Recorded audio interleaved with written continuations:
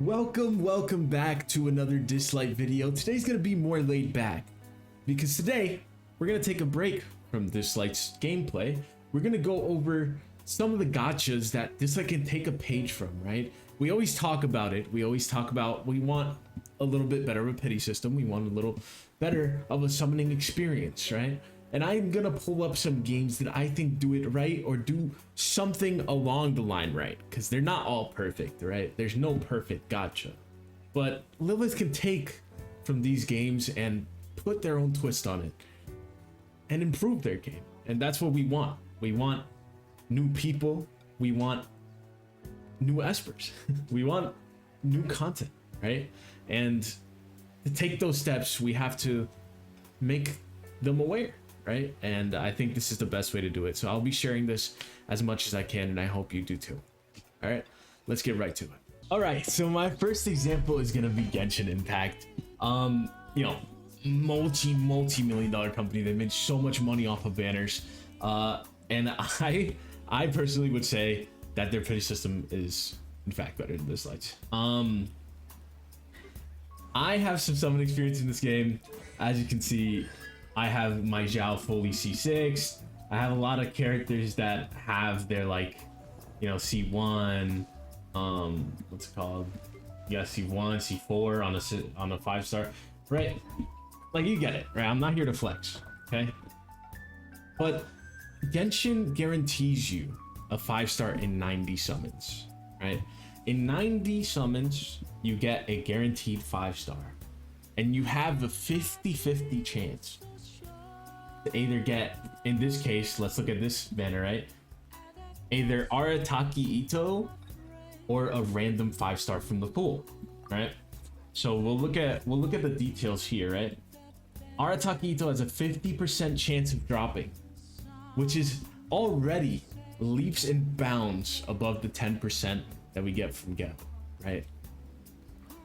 And if you're unlucky and get not the 50%, right? If you don't hit that 50% on Arataki Ito, you get another 5-star in the game.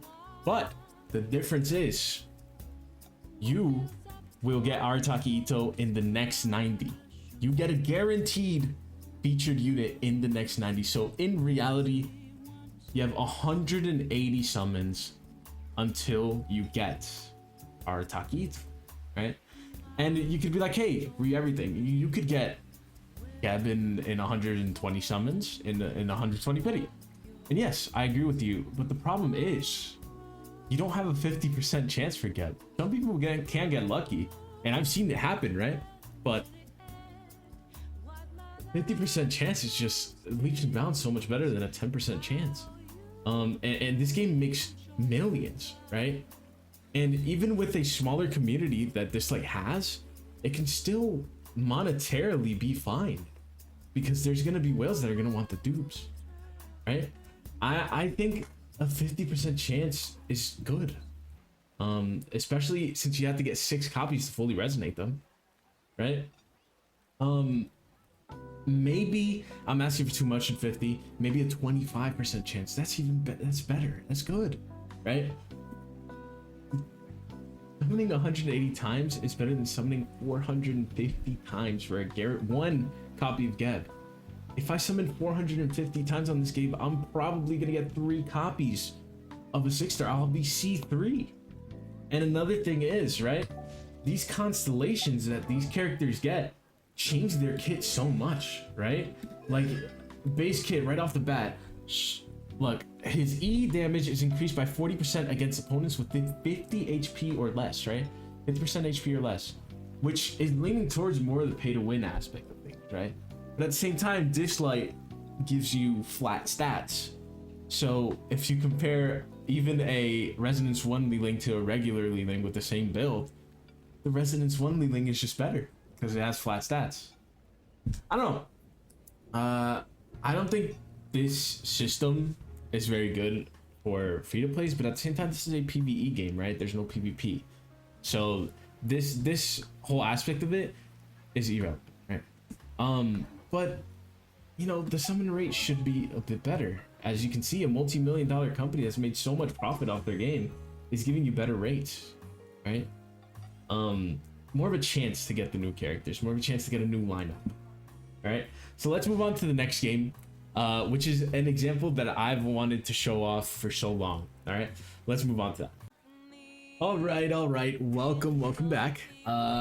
This took a while to download, but anyway, I play this on Japan servers, but the emulator wouldn't work for that. So what I'm going to do is just use my global account. I think this game has the absolute worst, terrible banner pity, and that's because there's no banner pity. And you might be like, hey, read everything, but I thought you said these games were better, right? These games were better. I'm gonna do something just to show you why I think there's a good part about this, right? You said they were better, right? Yeah, I mean, in certain aspects, right? The banner pity is much better in Dislyte. The banner pity, keep it in mind, right? Let's get through the summon. Blah blah blah blah blah blah. Master Roshi, what the? Anyway, so we got the right here. This is why every time you summon on Dokkan Battle, you get these coins. Now you might be like, oh, big whoop, dude. Currency? Cringe, right? No, because look, if I go to the Baba shop, right? And it's just a regular shop, right? If I go here and go to the secret treasure section, and I'm gonna make this bigger. We're gonna go here, skip this, and we're gonna go all the way to those yellow coins that I just got. And you see all these units? These are on the banner. These are on the banner. You do not see Goku and Piccolo because they're the new unit. And they will come out in the next yellow coin banner, right? So they get added in the next one. So you can save your coins if you have the intention. If you pull for let's say in this situation, Goku and Piccolo, or in this or another situation, let's put it in Dislyte terms. If you pull for Geb, right? And you don't get them, but you get coins, and you get enough coins that you have saved up over time to get Geb in the next banner just by buying him in the shop. You have that already in your mind. You're like, okay, I can, it's fine, right? I didn't get Geb this time, but next time I guaranteed get him, right? And typically one summon equals one coin. For this game, it's that way, right? So 500 coins will get you a legendary rare, which is the best kind of card in this game. And then you can go to the red coin shop or the blue coin shop. Let's check the blue coin shop first. This isn't typical because this is summoning fodder, right? But you could use your coins, and they typically cost 400 for the epic rarity of this game. So legendary is the best rarity in Dislyte. Epic rarity would be 400 coins instead of 500, right? So you can get a 5-star for 500, you can get a 4-star for 400 or 300. I feel like a coin shop would be beneficial because you're letting your free-to-play players decide what they want and save up for what they want, right? And that's gonna keep them coming back because you're gonna be like, okay, this banner's dropping the next time, and it's gonna have Geb in the coin shop now. So now I'm gonna go log back on and get me Geb, and maybe even get the new character, right? And it gives you incentive to come back. And I feel like that's something Dislyte lacks, because if you get, you know, dupes like I did in the last video, if you see the video before this one, I got a dupe of Lewis who I already have 2 dupes in now. I have 2 dupes of Lewis in one 5-star, right? And I got another dupe, like my 3rd dupe of a 4-star, because I keep getting those characters over and over, and it's disheartening, right? You want to try out different things, and you can't because you're just not getting different things. I think the coin shop would be super beneficial. You could buy yourself 4-stars, you can buy yourself 5-stars. I don't know what Lilith would do if they decided to add a coin shop. I don't know if they would decide to make it a little bit more of an inflated price, so you have to save up for more time, but I feel like the shop would be fine because it's just free currency that you're getting by just summoning, right? And over time you can build that up. Keep in mind, in this game, there's no banner pity, right? So that might mess it up a bit. But in that case, you can just inflate the prices a little more. You know? Like, I don't know. I think there's a lot of systems that you can put in place. And don't get me wrong. I'm not saying these are perfect. I'm not saying these are exactly what we need for Dislyte to explode, right? No.